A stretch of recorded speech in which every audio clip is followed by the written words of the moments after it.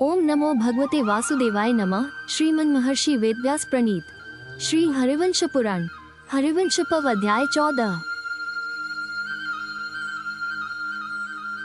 सगर की उत्पत्ति और चरित्र तथा सगर पुत्रों के उद्योग से समुद्र का सागर होना।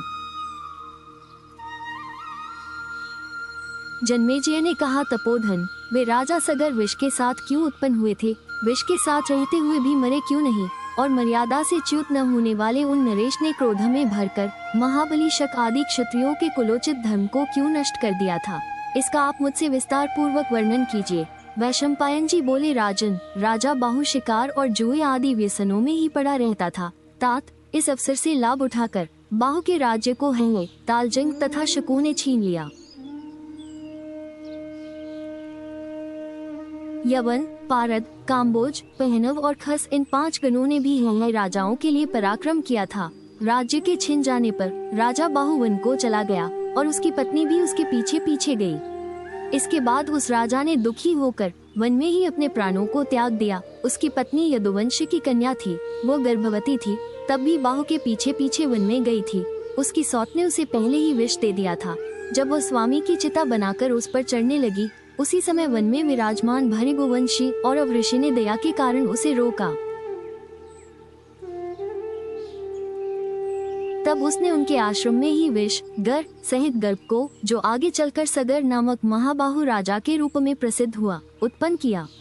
राजा सगर कभी धर्म से च्युत नहीं हुए थे और उन्हें महामना सगर के जात कर्म आदि संस्कार कराकर उन्हें वेद और शास्त्र पढ़ाए, फिर अस्त्र विद्या सिखाई। उन्होंने सगर को देवताओं के लिए भी असह्य महाघोर आग्नेय अस्त्र दिया था। जब वे अस्त्र बल और शारीरिक बल से संपन्न हो गए, तब क्रोध में भरकर रुद्र जैसे शीघ्रता से पशुओं का संहार करते हैं, उसी प्रकार उन्होंने हंसियों का संहार कर डाला। इस प्रकार कीर्तिमानों में श्रेष्ठ उन वीर पुरुष ने संसार में अद्भुत कीर्ति पाई थी। इसके अनंतर उन्होंने शक, यवन, काम्बोज, पारद और पहलवों को भी नहीं शेष सर्वथा नष्ट करने का निश्चय किया।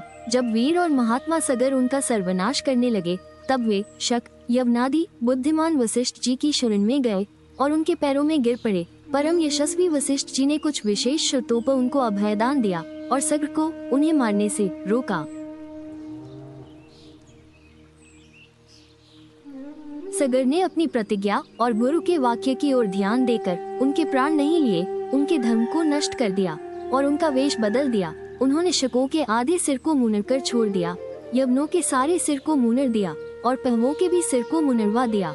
उन महात्मा नरेश ने पारदों के सिर को मुक्तकेश, खुले हुए केशों वाला कर दिया और पहलवों को शमशोधारी, केवल दाढ़ी वाला बना दिया और सबको स्वाध्याय तथा वष्टकार से रहित कर दिया। तात, जनेश्वर, शक, यवन, काम्बोज, पारद, कोलेसर, महेश, दर्द, चोल और केरल, ये सब क्षत्रिय ही थे। वशिष्ठ जी के वचन से महात्मा सगर ने इन सब का संहार न करके केवल इनके धर्म को ही नष्ट कर दिया था। उन धर्मविजयी राजा ने अश्वमेध की दीक्षा लेकर खस, तुषार, चोल, मध, किष्किंधक, कौंतल, वंग, साल तथा कोंकण देश के राजाओं को जीता। इस प्रकार पृथ्वी का विजय करते हुए उन्होंने अश्वमेध यज्ञ के लिए अपना घोड़ा छोड़ा। जब उनका घोड़ा घुमाया जा रहा था, उस समय पूर्व दक्षिण में समुद्र के किनारे किसी ने उस घोड़े को चुरा लिया और उसे भूमि में छिपा दिया। उस समय राजा सगर ने अपने पुत्रों से उस स्थान को खुदवाया। समुद्र के खोदने पर उनके पुत्रों ने आदि पुरुष हरि, अविद्या को हरने वाले कृष्ण, सच्चिदानंद स्वरूप, प्रजापति पुरुषोत्तम, कपिल रूपी विष्णु को वहां सोते हुए समाधि में स्थित देखा। उनके योग निद्रा को त्यागने पर उनके नेत्रमन से निकलते हुए तेजस से वे सब राजकुमार भस्म हो गए। महाराज, केवल बर्हकेतु, सुकेतु, राजा धर्मरथ और वंश को चलाने वाला शूर पंचजन, ये 4 राजकुमार ही जीवित बच सके थे। उन्हें कपिल रूपी विभु हरिनारायण भगवान ने यह वरदान दिया था कि इक्ष्वाकु का वंश अक्षय रहेगा और राजा सगर की कीर्ति कभी नष्ट नहीं होगी।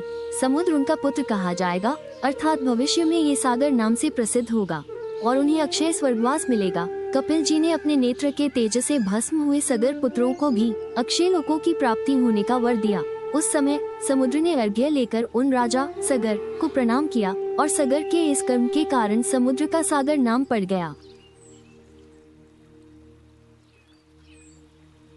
उन्होंने अश्वमेध यज्ञ के घोड़े को भी समुद्र से प्राप्त किया। इस तरह उन महायशस्वी राजा ने 100 अश्वमेध यज्ञ किए थे, ऐसा सुना जाता है। इन महाराज के पुत्रों की संख्या 60,000 थी। इस प्रकार श्री महाभारत खिल भाग हरिवंश के अंतर्गत हरिवंश पर्व में सगर की उत्पत्ति का वर्णन विषयक 14वां अध्याय पूरा हुआ। जय श्री कृष्ण।